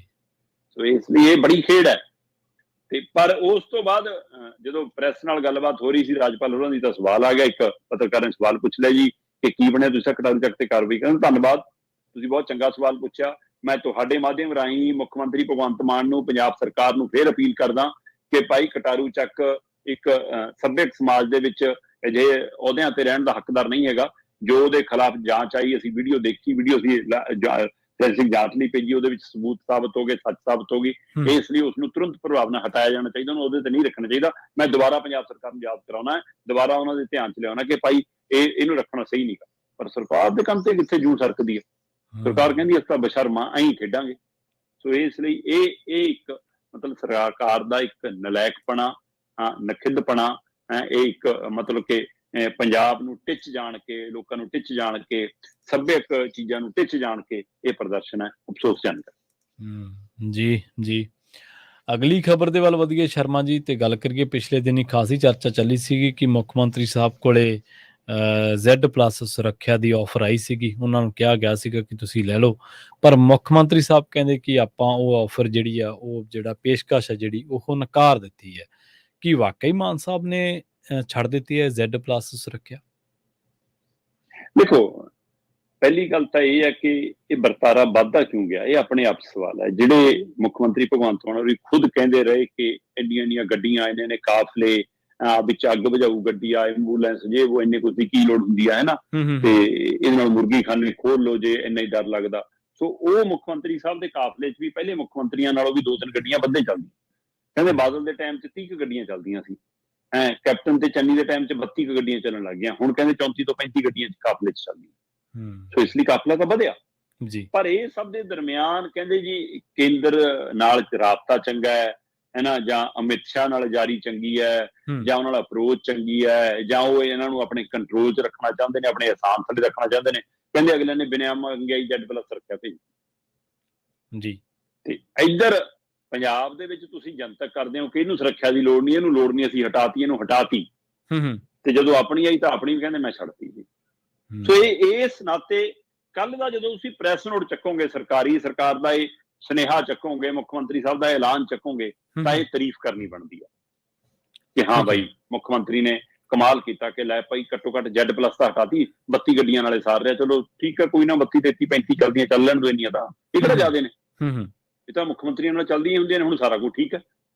ਚਲੋ ਜੇ ਉਹਨਿਆਂ ਨਾਲ ਵੀ ਸਰ ਰਿਹਾ, ਪਰ Z+ ਸੁਰੱਖਿਆ ਦਾ ਮਤਲਬ ਸੀ ਪ੍ਰਵੀਨ ਜੀ, ਕੇਂਦਰ ਨੇ ਬਕਾਇਦਾ ਚਿੱਠੀ ਲਿਖੀ ਮੁੱਖ ਮੰਤਰੀ ਭਗਵੰਤ ਮਾਨ ਨੂੰ, ਇਤਲਾਹ ਦਿੱਤੀ ਕਿ ਸਾਡੇ ਕੋਲ ਖੁਫੀਆ ਰਿਪੋਰਟ ਆਈ ਆ, ਖਾਸ ਕਰਕੇ ਅੰਮ੍ਰਿਤਪਾਲ ਵਾਲੇ ਐਪੀਸੋਡ ਤੋਂ ਬਾਅਦ, ਕਿ ਤੁਹਾਡੀ ਸੁਰੱਖਿਆ ਵਧਾਉਣ ਦੀ ਲੋੜ ਹੈ, ਇਸ ਲਈ ਅਸੀਂ Z ਸੁਰੱਖਿਆ ਨੂੰ Z+ 'ਚ ਬਦਲਦੇ ਹਾਂ। ਠੀਕ ਹੈ। Z+ ਸੁਰੱਖਿਆ ਦਾ ਮਤਲਬ ਹੁੰਦਾ ਕਿ ਤੁਹਾਨੂੰ 50 CRPF ਦੇ ਜਵਾਨ ਮਿਲਣੇ ਨੇ, 50 ਤੋਂ 55 ਜੀ। ਉਹਨਾਂ ਚੋਂ ਕਿੰਨੇ ਤੁਸੀਂ ਨਾਲ ਰੱਖਣੇ ਆ, ਕਿੰਨੇ ਤੁਸੀਂ ਆਪਣੀ ਰਿਹਾਇਸ਼ ਤੇ ਛੱਡਣੇ ਆ, ਉਹ ਸਾਰਾ ਕੁਝ ਪੈਮਾਨਾ ਹੁੰਦਾ। ਉਹ ਤੋਂ ਇਲਾਵਾ 10 ਪੱਕੇ ਕਮਾਂਡੋ ਮਿਲਣੇ ਆ। ਠੀਕ ਹੈ।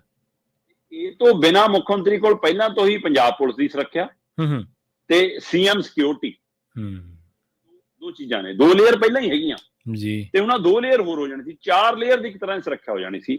ਔਰ ਕੱਲ ਦੇ ਇਸ਼ਤਿਹਾਰਾਂ ਚੋਂ, ਖਬਰਾਂ ਚੋਂ, ਸੁਨੇਹਾ ਚੋਂ, ਟਵੀਟ ਚੋਂ, ਸਾਰਿਆਂ ਕਾਸਿਆਂ ਚੋਂ ਇਹੀ ਪਤਾ ਲੱਗ ਰਿਹਾ ਸੁਣਨ ਨੂੰ ਕਿ ਮੁੱਖ ਮੰਤਰੀ ਭਗਵੰਤ ਮਾਨ ਜੀ ਨੇ Z+ ਸੁਰੱਖਿਆ ਲੈਣੋਂ ਇਨਕਾਰ ਕਰਤਾ। ਕਮਾਲ ਕਰਤੀ ਬਾਈ ਜੀ। ਕੀ ਇਹ ਪੂਰਾ ਸੱਚ ਹੈ? ਨਹੀਂ ਜਨਾਬ, ਪੂਰਾ ਸੱਚ ਨਹੀਂ ਹੈ ਜੀ। ਮੁੱਖ ਮੰਤਰੀ ਸਾਹਿਬ ਨੇ ਸਿਰਫ ਇੰਨਾ ਕਿਹਾ ਕਿ ਦਿੱਲੀ ਤੇ ਪੰਜਾਬ 'ਚ ਮੈਨੂੰ Z+ ਸੁਰੱਖਿਆ ਦੀ ਲੋੜ ਨਹੀਂ ਹੈ, ਬਾਕੀ ਥਾਂ ਤੇ ਦੇ ਦਿਆ। ਠੀਕ ਹੈ, ਇਹ ਹੈ ਅਸਲੀ ਸੱਚਾਈ ਜੀ। ਬਕਾਇਦਾ ਚਿੱਠੀ ਲਿਖੀ ਹੈ ਕੇਂਦਰੀ ਗ੍ਰਹਿ ਵਿਭਾਗ ਨੂੰ, ਅਮਿਤ ਸ਼ਾਹ ਦੇ ਵਿਭਾਗ ਨੂੰ ਚਿੱਠੀ ਲਿਖ ਕੇ ਕਿਹਾ ਕਿ ਦਿੱਲੀ ਤੇ ਪੰਜਾਬ ਦੇ ਵਿੱਚ ਮੈਂ ਮਹਿਸੂਸ ਕਰਦਾ ਕਿ ਮੇਰੀ ਸੁਰੱਖਿਆ ਦੇ ਲਈ ਪੰਜਾਬ ਪੁਲਿਸ ਤੇ CM ਸਿਕਿਉਰਿਟੀ ਬਹੁਤ ਹੈ, ਮੈਨੂੰ ਇੱਥੇ ਕੋਈ ਖਤਰਾ ਨਹੀਂ ਹੈ, ਉਹ ਮੇਰੇ ਲਈ ਉਹ ਨੇ। ਹਾਂ, ਮੈਂ ਹੋਰ ਥਾਵਾਂ ਤੇ ਜਾਣਾ, ਉੱਥੇ ਮੈਨੂੰ ਜਿਹੜੀ ਮਰਜ਼ੀ ਸੁਰੱਖਿਆ ਦੇ ਦਿਓ, ਉੱਥੇ ਮੈਨੂੰ ਲੋੜ ਹੈ। ਇੱਥੇ ਮੈਨੂੰ ਲੱਗਦਾ ਕਿ ਮੈਨੂੰ ਨੁਕਸਾਨ ਕਰ ਸਕਦੀ ਹੈ, ਇਹਨੂੰ ਸੰਭਾਲਣਾ ਤੇ ਇਹ ਮੇਰੇ ਲਈ ਇੰਨੀ 4 ਲੇਅਰ ਦੀ ਤਾਲਮੇਲ ਵਿਗੜ ਸਕਦਾ ਹੈ, ਤੇ ਇਸ ਲਈ ਨੁਕਸਾਨ ਹੋ ਸਕਦਾ ਮੇਰੇ ਲਈ, ਇੱਥੇ ਮੈਨੂੰ ਨਾ ਦਿਓ। ਇੱਥੇ ਕੀ ਸਿਰਫ ਮੀਡੀਆ 'ਚ ਦਿਖਾਉਣ ਤੋਂ ਡਰ ਲੱਗਦਾ ਜੀ, ਸੋਸ਼ਲ ਮੀਡੀਆ ਦਾ ਡਰ ਲੱਗਦਾ ਹੈ, ਅਖਬਾਰਾਂ ਦਾ ਸਵਾਲ ਦਾ ਡਰ ਲੱਗਦਾ ਹੈ, ਜਾਂ ਸੱਚਮੁੱਚ ਲੱਗਦਾ ਕਿ ਜਿਹੜੀ ਉਰੇ ਹੈ ਇਹ ਮੇਰੀ ਸੁਰੱਖਿਆ ਦੀ ਟੀਮ ਉਰੇ ਹੀ ਰਹੇ, ਕਿਉਂਕਿ ਕਿਤੇ ਇਹ ਨਾ ਹੋਵੇ ਕਿ ਕੇਂਦਰੀ ਜਿਹੜੀ ਸੁਰੱਖਿਆ ਦੇ ਉਹ ਬਿਲਕੁਲ ਮੇਰੀ ਰਿਪੋਰਟਾਂ ਇੱਧਰ ਉੱਧਰ ਦਿੰਦੀ ਰਹੇ। ਕਿ ਇਹ ਸਵਾਲ ਨੇ, ਜੋ ਵੀ ਮਸਲੇ ਹੋਣ, ਪਰ ਮੁੱਖ ਮੰਤਰੀ ਭਗਵੰਤ ਮਾਨ ਉਹਨਾਂ ਨੇ Z+ ਸੁਰੱਖਿਆ ਲੈਣ ਤੋਂ ਇਨਕਾਰ ਨਹੀਂ ਕੀਤਾ ਜੀ। ਉਹਨਾਂ ਨੇ ਉਹਦੇ ਵਿੱਚੋਂ ਚੁਆਇਸ ਕੀਤੀ ਹੈ ਕਿ ਹਾਂ ਭਾਈ ਮੈਨੂੰ ਦਿੱਲੀ ਤੇ ਪੰਜਾਬ 'ਚ ਛੱਡ ਦਿਓ। ਇਹ ਹੈ Z+ ਸੁਰੱਖਿਆ ਦੀ ਅਸਲ ਸੱਚਾਈ ਜੀ। ਅਗਲੀ ਖਬਰ ਦੇ ਵੱਲ ਵਧੀਏ ਸ਼ਰਮਾ ਜੀ, ਤੇ ਗੱਲ ਕਰੀਏ ਪੰਜਾਬ ਦੇ ਉਸ ਮਹਿਕਮੇ ਦੀ ਜਿਹਦੇ ਵਿੱਚ ਘੁਟਾਲਾ ਅੱਜ ਤੱਕ ਸੁਣਿਆ ਨਹੀਂ, ਬਹੁਤ ਘੱਟ ਸੁਣਿਆ। ਇਹ ਇੱਕਾ ਦੁੱਕਾ ਮਹਿਕਮੇ ਹੀ ਰਹਿ ਗਏ ਸੀ ਜਿਨ੍ਹਾਂ 'ਚ ਘੁਟਾਲੇ ਨਹੀਂ ਸੀ, ਪਰ ਆਮ ਪਿੰਡਾਂ 'ਚ ਜ਼ਰੂਰ ਸੁਣਦੇ ਸੀਗੇ ਇਸ ਮਹਿਕਮੇ ਬਾਰੇ ਕਿ ਇੱਥੇ ਤਾਂ ਜੋ ਕੁਛ ਹੋ ਰਿਹਾ ਉਹ ਅਣਕਿਆਸਾ ਹੀ ਬਹੁਤ ਪਿਆ। ਗੱਲ ਕਰੀਏ ਆਂਗਣਵਾੜੀਆਂ ਦੀ। ਆਂਗਣਵਾੜੀਆਂ ਦੇ ਵਿੱਚ ਢੋਲ ਤੇ ਪੀਪਿਆਂ ਦੇ ਘੁਟਾਲਾ ਹੋ ਗਿਆ, ਤੇ ਘੁਟਾਲਾ ਕੋਈ ਹਜ਼ਾਰਾਂ ਦਾ ਨਹੀਂ ਹੈ, ਲੱਖਾਂ ਦਾ ਨਹੀਂ ਹੈ, ਪੂਰੇ 2.5 ਕਰੋੜ ਰੁਪਏ ਦਾ ਜੀ। ਪ੍ਰਵੀਨ ਜੀ, ਆਂਗਣਵਾੜੀ ਕੇਂਦਰਾਂ ਦੇ ਵਿੱਚ ਜਵਾਕਾਂ ਦੇ ਲਈ, ਬੱਚਿਆਂ ਦੇ ਖਾਣੇ ਦੇ ਲਈ, ਜਾਂ ਜਿਹੜੀਆਂ ਮਾਵਾਂ ਬਣਨ ਵਾਲੀਆਂ ਨੇ ਜਵਾਕਾਂ ਨੂੰ ਜਨਮ ਦੇਣ ਵਾਲੀਆਂ ਨੇ ਉਹਨਾਂ ਲਈ, ਜਾਂ ਜਿਹੜੀਆਂ ਜਵਾਕਾਂ ਨੂੰ ਦੁੱਧ ਪਿਲਾਉਂਦੀਆਂ ਨੇ ਉਹਨਾਂ ਮਾਵਾਂ ਦੇ ਲਈ ਅਨਾਜ, ਦਾਲਾਂ, ਚੌਲ, ਕਣਕ, ਤੇ ਚੀਨੀ, ਏਦਾਂ ਦੀਆਂ ਕੋਈ ਚੀਜ਼ਾਂ ਆਉਂਦੀਆਂ ਰਹਿੰਦੀਆਂ ਨੇ ਤੇ ਉਹਨਾਂ ਚੋਂ ਹੀ ਉਹ ਸਾਰਾ ਕੁਛ ਉਹਨਾਂ ਦੇ ਲਈ ਮਤਲਬ ਜਵਾਕਾਂ ਲਈ ਵੀ ਬਣਦਾ ਜਾਂ ਮਾਪਿਆਂ ਨੂੰ ਸਿੱਧਾ ਮਿਲਦਾ ਉਹਨਾਂ ਦਾ। ਸੋ ਉਹ ਸਾਰਾ ਵਰਤਾਰਾ ਉਹਦੇ ਵਿੱਚੋਂ ਕਈ ਵਾਰ ਪਿੰਡ ਪੱਧਰ ਤੇ, ਕਈ ਵਾਰ ਬਲਾਕ ਪੱਧਰ ਤੇ ਰਹੀ ਆ ਜੀ। ਇਹਨਾਂ ਨੇ ਕਣਕ ਵੇਚਦੀ, ਇਹਨਾਂ ਨੇ ਚੀਨੀ ਚੋਂ ਕੱਢ ਲਈ, ਹੈ ਨਾ।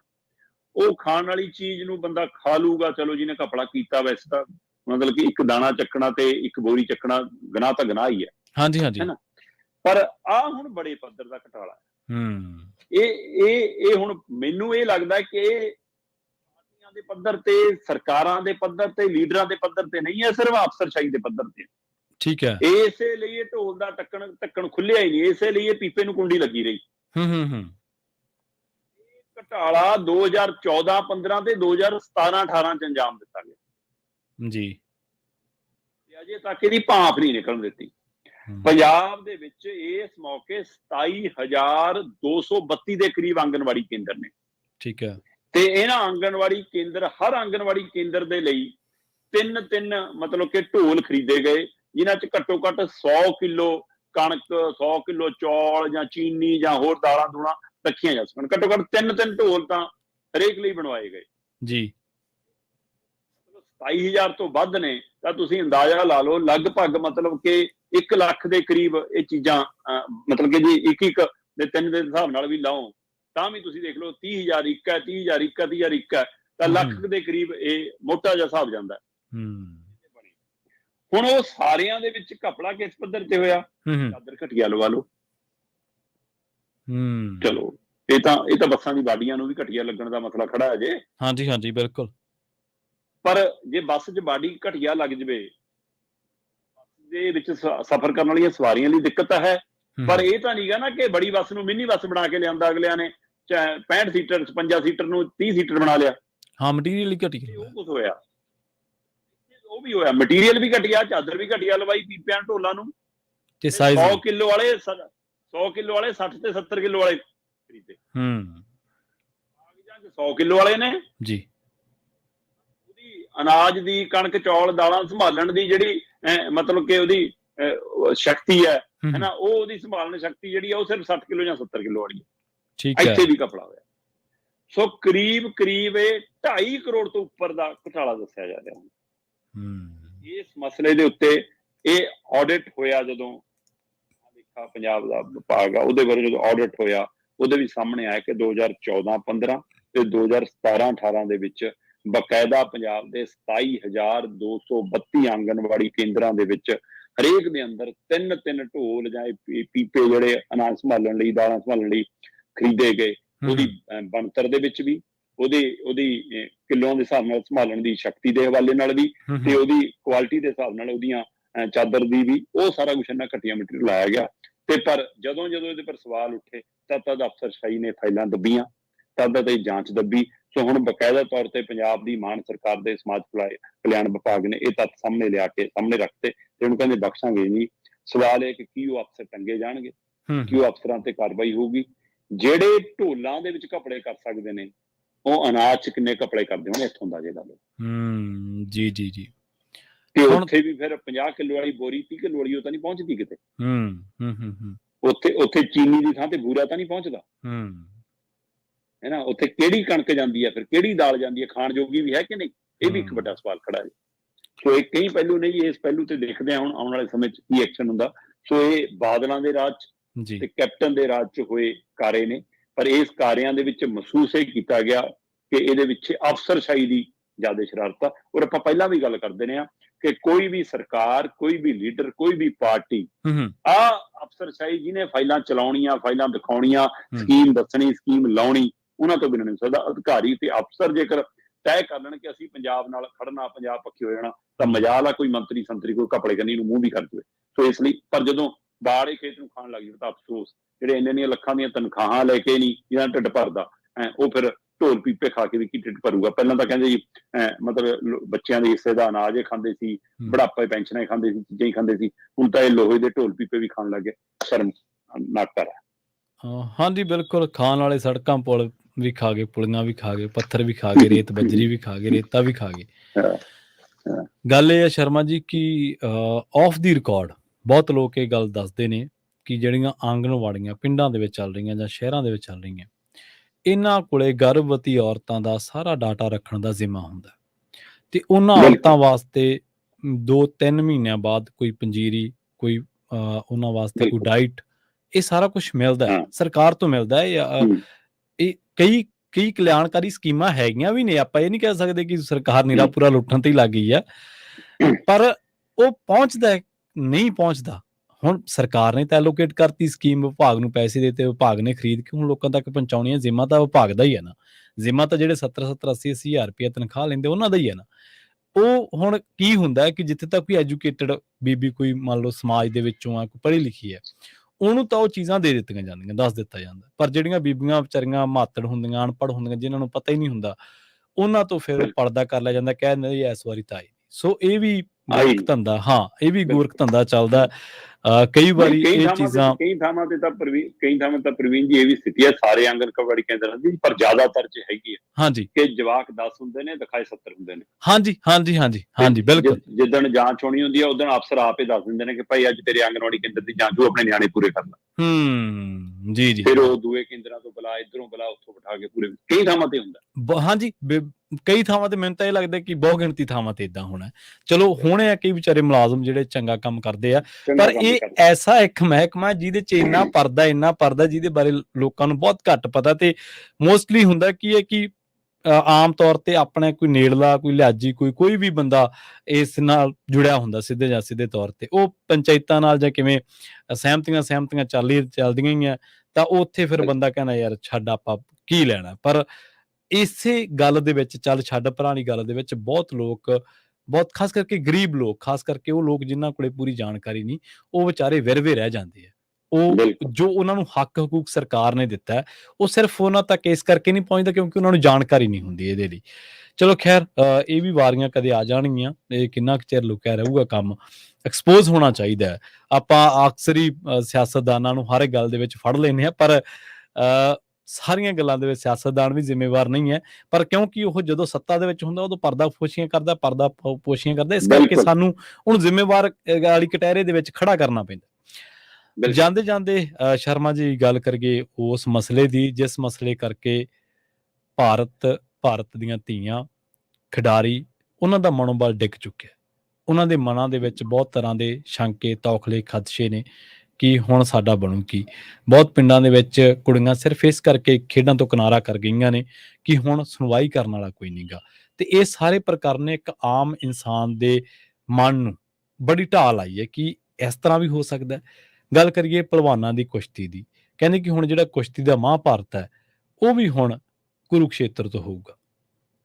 ਹਾਂ ਬਿਲਕੁਲ ਜੀ, ਲਗਾਤਾਰ ਉਸ ਦਿਨ ਦੇ ਪੁਲਿਸ ਦੇ ਕਾਰੇ ਤੋਂ ਬਾਅਦ ਜਾਂ ਉਹਨਾਂ ਨੂੰ ਉੱਥੋਂ ਖਦੇੜਨ ਦੀ ਕੋਸ਼ਿਸ਼ ਦੇ ਵਿੱਚ ਜਿਹੜੀ ਖਿੱਚੂ ਹੋਈ, ਉਹ ਤੋਂ ਬਾਅਦ ਲਗਾਤਾਰ ਮਹਾਪੰਚਾਇਤਾਂ ਦਾ, ਖਾਪ ਪੰਚਾਇਤਾਂ ਦਾ, ਕਿਸਾਨ ਜਥੇਬੰਦੀਆਂ ਦਾ ਬੈਠਕਾਂ ਦੌਰ ਜਾਰੀ ਹੈ। ਤੇ ਕੱਲ ਇੱਕ ਮਹਾਪੰਚਾਇਤ ਮੁਜ਼ੱਫਰਨਗਰ ਚ ਹੋਈ, ਜਿਹਦੀ ਰਕੇਸ਼ ਟਕੈਤ ਹੋ ਰਹੀ, ਉਹਨਾਂ ਦੇ ਨਰੇਸ਼ ਟਕੈਤ ਹੋ ਰਹੀ, ਉਹ ਸਾਰੇ ਅਗਵਾਈ ਕਰ ਰਹੇ ਸੀ, ਤੇ ਉਹਦੇ ਵਿੱਚ ਵੱਡੇ ਅਹਿਦ ਲੈਣ ਦੀ ਕੋਸ਼ਿਸ਼ ਕੀਤੀ ਕਿ ਆਪਾਂ ਅਗਲੇ ਫੈਸਲੇ ਕਿੱਧਰ ਵੱਲ ਨੂੰ ਵਧਣਾ। ਤੇ ਸਾਰੀ ਵਿਚਾਰ ਚਰਚਾ ਤੋਂ ਬਾਅਦ ਫੈਸਲਾ ਰੱਖ ਮਾਰ ਤੇ ਫੈਸਲਾ ਉਹ ਅੱਜ ਕੁਰੂਕਸ਼ੇਤਰ ਦੀ ਧਰਤੀ ਤੇ ਲਿਆ ਜਾਣਾ। ਉਹ ਫੈਸਲਾ ਕੁਰੂਕਸ਼ੇਤਰ ਦੀ ਧਰਤੀ ਤੇ ਸੁਣਾਇਆ ਜਾਣਾ। ਅੱਜ ਇੱਕ ਮਹਾਪੰਚਾਇਤ ਪੰਜਾਬ ਤੋਂ, ਹਰਿਆਣੇ ਤੋਂ, ਯੂਪੀ ਤੋਂ, ਰਾਜਸਥਾਨ ਤੋਂ, ਉੱਥੋਂ ਦੀਆਂ ਖਾਪ ਪੰਚਾਇਤਾਂ, ਉੱਥੋਂ ਦੀਆਂ ਕਿਸਾਨ ਜਥੇਬੰਦੀਆਂ, ਸਾਰੀਆਂ ਅੱਜ ਕੁਰੂਕਸ਼ੇਤਰ ਦੀ ਧਰਤੀ ਤੇ ਇਕੱਠੀਆਂ ਹੋ ਰਹੀਆਂ ਨੇ, ਤੇ ਉੱਥੇ ਉਹ ਫੈਸਲਾ ਸੁਣਾਇਆ ਜਾਣਾ ਕਿ ਆਪਾਂ ਅੱਗੇ ਕਿਵੇਂ ਵਧਣਾ। ਸੋ ਹੁਣ ਇਹ ਫੈਸਲਾ ਖਾਪ ਪੰਚਾਇਤਾਂ ਦੇ ਹਵਾਲੇ ਇੱਕ ਤਰ੍ਹਾਂ ਨਾਲ ਉਹਨਾਂ ਨੇ ਵੀ ਕਰ ਦਿੱਤਾ, ਪਹਿਲਵਾਨਾਂ ਨੇ ਵੀ, ਤੁਸੀਂ ਦੱਸੋ ਜੀ ਹੁਣ ਅੱਗੇ ਕਿਵੇਂ ਵਧਣਾ ਸੀ। ਸੋ ਆਪਾਂ ਕੱਲ ਵੀ ਗੱਲ ਕਰਦੇ, ਹੋ ਸਕਦਾ ਰਾਮਲਾ ਮੈਦਾਨ ਚ ਅਗਲਾ ਮੋਰਚਾ ਲੱਗੇ, ਉਧਰ ਭੁੱਖ ਹੜਤਾਲ ਨੂੰ ਲੈ ਕੇ ਵੀ ਸੋਚਿਆ ਜਾ ਰਿਹਾ, ਉਧਰ ਮਰਨ ਵਰਤ ਨੂੰ ਲੈ ਕੇ ਵਿਚਾਰ ਕੀਤਾ ਜਾ ਰਿਹਾ, ਪਰ ਖਾਪ ਪੰਚਾਇਤਾਂ ਜਾਂ ਮਹਾਪੰਚਾਇਤ ਦੇ ਵਿੱਚ ਇਹ ਫੈਸਲਾ ਆਉਣਾ ਹੋ ਸਕਦਾ ਕਿ ਛੇਤੀ ਹੀ ਰਕੇਸ਼ ਟਕੈਤ ਤੇ ਹੋਰ ਧਿਰਾਂ ਦੇ ਕੁਝ ਨੁਮਾਇੰਦੇ ਰਾਸ਼ਟਰਪਤੀ ਨੂੰ ਮਿਲਣ ਦਾ ਤਹੀਆ ਕਰਨ ਜਾਂ ਗ੍ਰਹਿ ਮੰਤਰੀ ਨਾਲ ਮੁਲਾਕਾਤ ਦਾ ਤਹੀਆ ਕਰਨ, ਤੇ ਉਹ ਤੋਂ ਬਾਅਦ ਉਹਨਾਂ ਨੂੰ ਇੱਕ ਅਲਟੀਮੇਟਮ ਦੇ ਦੇਣ। ਕਿਉਂਕਿ ਜਿਵੇਂ ਲਗਾਤਾਰ ਮਤਲਬ 20 ਮਈ ਤੱਕ ਅਲਟੀਮੇਟਮ ਪਹਿਲਾਂ ਦਿੱਤਾ ਸੀ, ਫਿਰ 21 ਮਈ ਨੂੰ ਮਹਾਪੰਚਾਇਤ ਕਰ ਲਈ, ਫਿਰ ਉਹ ਤੋਂ ਬਾਅਦ 28 ਨੂੰ ਸੰਸਦ ਭਵਨ ਕਨੀ ਨੂੰ ਜਾਣ ਦਾ ਫੈਸਲਾ ਲਿਆ, ਜਿਸ ਤੋਂ ਬਾਅਦ ਸਾਰਾ ਦ੍ਰਿਸ਼ ਬਦਲਿਆ। ਤੇ ਉਹ ਤੋਂ ਬਾਅਦ ਫਿਰ ਹੁਣ ਕੱਲ ਮੁਜ਼ੱਫਰਨਗਰ ਦੀ ਹੋਈ ਹੈ, ਤੇ ਅੱਜ ਕੁਰੂਕਸ਼ੇਤਰ ਚ ਜਿੱਥੇ ਤੈਅ ਹੋਣੀ ਹੈ ਕਿ ਰਣਨੀਤੀ ਕੀ ਹੋਊਗੀ ਇਸ ਅਗਲੇ ਮਹਾਭਾਰਤ ਦੀ, ਉਹਦੇ ਲਈ ਅੱਜ ਫੈਸਲਾ ਸੁਣਾਇਆ ਜਾਣਾ। ਪਰ ਇਹ ਸਭ ਦੇ ਦਰਮਿਆਨ ਮੈਨੂੰ ਪਤਾ ਲੱਗ ਰਿਹਾ ਕਿ ਸਮ੍ਰਿਤੀ ਇਰਾਨੀ, ਰਾਜਨਾਥ ਸਿੰਘ ਤੇ ਅਨੁਰਾਗ ਠਾਕਰ ਇਹ ਤਿੰਨਾਂ ਨੇ ਕੁਝ ਕੋਸ਼ਿਸ਼ ਕੀਤੀ ਆ ਕਿ ਇਸ ਮਾਮਲੇ ਨੂੰ ਨਿਬੇੜ ਲਈਏ, ਸਾਡੇ ਗਲੇ ਦੀ ਹੱਡੀ ਬਣ ਸਕਦਾ। ਸੋ ਉਹਨਾਂ ਦੀ ਕੋਸ਼ਿਸ਼ਾਂ ਕਿੰਨਾ ਕੁ ਬੂਰ ਪੈਂਦੀਆਂ ਨੇ ਆਉਣ ਵਾਲਾ ਸਮਾਂ ਦੱਸੇਗਾ, ਜਾਂ ਕਿੰਨਾ ਕੁ ਇਹ ਅਜੇ ਵੀ ਉਲਾਰ ਹੁੰਦੇ ਨੇ ਧੀਆਂ ਪਹਿਲਵਾਨਾਂ ਪੁੱਤਰਾਂ ਪੱਖੀ, ਜਾਂ ਅਜੇ ਵੀ ਉਧਰ ਵਾਲੇ ਦਾਣਾ ਉਧਰੇ ਸਿੱਟਣਗੇ ਬ੍ਰਿਜ ਭੂਸ਼ਣ ਦੇ ਕੰਨੀ। ਇਹ ਦੇਖਣ ਵਾਲੀ ਗੱਲ ਹੋਏਗੀ। ਜੇਕਰ ਸਰਕਾਰ ਦੀ ਨੀਅਤ ਸੱਚਮੁੱਚ ਹੋਵੇ ਤਾਂ ਬੜਾ ਆਸਾਨ ਹੈ, ਉਹ ਕਹੇ ਜੀ ਕਿ ਆਹ ਚੱਕੋ ਜੀ ਪਹਿਲਾਂ ਤੇਰੀ ਮੈਂਬਰੀ ਖਾਰਜ ਕਰਦੇ ਆ ਬਸ। ਜੇ ਦੋ ਬੋਲਣ ਤੇ ਕਿਸੇ ਪਾਰਟੀ ਦੇ ਲੀਡਰ ਦੀ ਮੈਂਬਰੀ ਖਾਰਜ ਹੋ ਸਕਦੀ ਹੈ ਤਾਂ 87 FIR ਦਰਜ ਵਾਲੀ ਦੀ ਮੈਂਬਰੀ ਕਿਉਂ ਨਹੀਂ ਖਾਰਜ ਹੋ ਸਕਦੀ ਬਈ? ਬਿਲਕੁਲ ਹੋ ਸਕਦੀ। ਸਾਡਾ ਤਹਿਤ ਜੇਲ੍ਹ ਕੱਟਣ ਵਾਲੇ ਦੀ ਕਿਉਂ ਨਹੀਂ ਹੋ ਸਕਦੀ? ਧੀਆਂ ਬਾਰੇ ਬੱਚੀਆਂ ਬਾਰੇ ਇਹੋ ਜਿਹੇ ਅਪਮਾਨ ਸ਼ਬਦ ਬੋਲਣ ਵਾਲੇ ਦੀ ਕਿਉਂ ਨਹੀਂ ਹੋ ਸਕਦੀ ਬਈ? ਕਹਿੰਦੇ ਜੀ ਉਹ ਚਾਚਾ ਲੱਭ ਗਿਆ ਜੀ, ਚਾਚੇ ਨੇ ਦੱਸਤਾ ਜੀ, ਨਹੀਂ ਜੀ ਤਾਇਆ ਜੀ, ਉਹ ਤਾਂ ਜੀ ਉਹ ਕਹਿੰਦਾ ਜੀ ਨਾਬਾਲਗ ਹੈ ਜੀ ਕੁੜੀ। ਮੈਂ ਕਹਿੰਦਾ ਜੀ ਅੱਜ ਨਾਬਾਲਗ ਨਹੀਂ ਤਾਂ ਉਦੋਂ ਦਾ ਨਾਬਾਲਗ ਸੀ ਜਿੱਦਣ ਕਰਤੂਤ ਹੋਈ। ਜੀ ਜੀ, ਜੇ ਨਾਬਾਲਗ ਨਹੀਂ ਵੀ ਤਾਂ ਵੀ ਔਰਤ ਨਾਲ ਤਾਂ ਜੋ ਹੋਇਆ ਉਹ ਤਾਂ ਮਾੜਾ ਹੈ, ਉਹ ਤਾਂ ਮਾੜਾ ਬਿਲਕੁਲ। ਕਿਉਂ?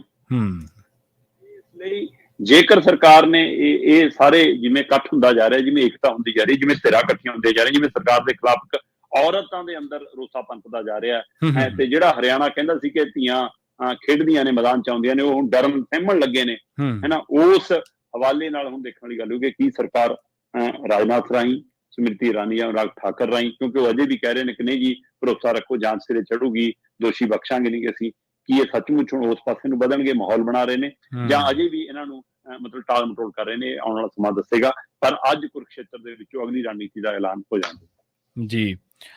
ਬਿਲਕੁਲ, ਲੋਕਾਂ ਨੂੰ ਵੀ ਇਸ ਮਸਲੇ ਦੇ ਉੱਤੇ ਸਰਕਾਰ ਨੂੰ ਦਬਾਅ ਬਣਾਉਣਾ ਚਾਹੀਦਾ ਹੈ ਕਿ ਜਿਸ ਬੰਦੇ ਉੱਤੇ ਐਲੀਗੇਸ਼ਨ ਲੱਗ ਰਹੇ ਨੇ ਉਹ ਬੰਦਾ ਐਲੀਗੇਸ਼ਨ ਦੋਸ਼ਾਂ ਦਾ ਸਾਹਮਣਾ ਕਰਨ ਦੀ ਹਿੰਮਤ ਤਾਂ ਦਿਖਾਵੇ ਨਾ। ਆਪਾਂ ਦੇਖਿਆ ਇਸੇ ਤਰ੍ਹਾਂ ਦਾ ਮਾਮਲਾ ਹਰਿਆਣਾ ਦੇ ਵਿੱਚ ਪਹਿਲਾਂ ਵੀ ਸ਼ਰਮਾ ਜੀ ਤੁਸੀਂ ਚਰਚਾ ਕਰਕੇ ਹਟੇ ਹੋ, ਸੰਦੀਪ ਸਿੰਘ ਦੇ ਮਾਮਲੇ ਦੇ ਵਿੱਚ ਵੀ ਬਿਲਕੁਲ ਪੀੜਤਾ ਦੇ ਉੱਤੇ ਹਮਲਾ ਵੀ ਹੋ ਗਿਆ, ਕਿਉਂਕਿ ਇਹ ਹੋ ਨਹੀਂ ਸਕਦਾ ਕਿ ਰਸੂਖਦਾਰ ਬੰਦਾ ਆਪਣਾ ਰਸੂਖ ਨਾ ਵਰਤੇ। ਇਸੇ ਤਰ੍ਹਾਂ ਦੇ ਦੋਸ਼ ਕੁਲਦੀਪ ਸਿੰਘਰ ਤੇ ਵੀ ਲੱਗੇ ਸੀ, ਬੀਜੇਪੀ ਦੇ ਵਿਧਾਇਕ ਤੇ, ਯੂਪੀ ਦੇ ਵਿੱਚ ਉਨਾਓ ਗੈਂਗ ਰੇਪ, ਤੁਹਾਨੂੰ ਯਾਦ ਹੋਣਾ ਉਹ ਵਾਲਾ। ਹਰਿਆਣੇ ਦਾ ਬੀਜੇਪੀ ਦਾ ਪ੍ਰਧਾਨ, ਉਹਦੇ ਮੁੰਡੇ ਦੇ ਚੰਡੀਗੜ੍ਹ ਦੇ ਕਾਰੇ ਕਿੰਨੇ ਹੋਏ? ਹਾਂਜੀ ਬਿਲਕੁਲ। ਸੋ ਇਸ ਤਰ੍ਹਾਂ ਜਿਸ ਕਿਸੇ ਨੂੰ ਵੀ ਦੇਖੋ, ਸਾਡਾ ਪੋਲੀਟੀਕਲ ਡਿਸਕੋਰਸ ਦੇ ਵਿੱਚ ਇਹ ਗੱਲ ਹੋਣੀ ਚਾਹੀਦੀ ਹੈ ਕਿ ਜਿਸ ਕਿਸੇ ਬੰਦੇ ਤੇ ਵੀ ਇਸ ਤਰ੍ਹਾਂ ਦੇ ਐਲੀਗੇਸ਼ਨ ਲੱਗਣ, ਉਹਦੀ ਮੈਂਬਰੀ ਤੇ ਉਹਦੀ ਜਿੱਥੇ ਵੀ ਉਹ ਅਹੁਦੇ ਤੇ ਬੈਠਾ ਉਹਨੂੰ ਖਾਰਜ ਕਰਕੇ ਉਹਨੂੰ ਕਹੇ ਵੀ ਮਾਤੜ ਬੰਦਾ ਬਣ ਕੇ, ਆਮ ਇਨਸਾਨ ਬਣ ਕੇ ਇਹਦਾ ਸਾਹਮਣਾ ਕਰ, ਜੇ ਤੂੰ ਪਾਕ ਸਾਫ ਹੈ ਨਿਕਲ ਜਾਏਗਾ, ਬਸ ਗੱਲ ਖਤਮ ਹੈ। ਪਰ ਇੱਥੇ ਗੱਲ ਕਰਨੀ ਗੁਨਾਹ ਬਣ ਚੁੱਕਿਆ, ਇੱਥੇ ਇਨਸਾਫ ਮੰਗਣਾ ਵੀ ਗੁਨਾਹ ਬਣ ਚੁੱਕਿਆ। ਜਿਹੜੀਆਂ ਤਸਵੀਰਾਂ ਆਪਾਂ ਉਸ ਦਿਨ ਖਿੱਚ ਤੂ ਦੀਆਂ ਵੇਖੀਆਂ, ਉਹਨਾਂ ਤੋਂ ਲੱਗਦਾ। ਸ਼ਰਮਾ ਜੀ, ਇਹਨਾਂ ਖਾਸ ਖਬਰਾਂ ਤੇ ਖਾਸ ਜਾਣਕਾਰੀਆਂ ਦੇਣ ਵਾਸਤੇ ਤੁਹਾਡਾ ਬਹੁਤ ਬਹੁਤ ਧੰਨਵਾਦ ਜੀ। ਬਹੁਤ ਸ਼ੁਕਰੀਆ ਜੀ। ਪ੍ਰੋਗਰਾਮ ਖਬਰ ਤੇ ਨਜ਼ਰ ਨੂੰ ਆਪਾਂ ਇੱਥੇ ਹੀ ਸਮਾਪਤ ਕਰਾਂਗੇ, ਸਮਾਂ ਇਜਾਜ਼ਤ ਨਹੀਂ ਦਿੰਦਾ। ਤੁਸੀਂ ਜੁੜੇ ਰਹੋ ਪੰਜਾਬੀ ਰੇਡੀਓ USA ਦੇ ਨਾਲ। ਤੇ ਆਖਿਰ ਦੇ ਵਿੱਚ ਇੱਕ ਵਾਰ ਫਿਰ ਤੋਂ ਤੁਹਾਨੂੰ ਸਭ ਨੂੰ ਪਿਆਰ ਸਤਿਕਾਰ ਸਹਿਤ ਸਤਿ ਸ਼੍ਰੀ ਅਕਾਲ। ਪੰਜਾਬੀ ਰੇਡੀਓ USA ਤੇ ਪ੍ਰੋਗਰਾਮਾਂ ਦਾ ਸਿਲਸਿਲਾ ਲਗਾਤਾਰ ਜਾਰੀ।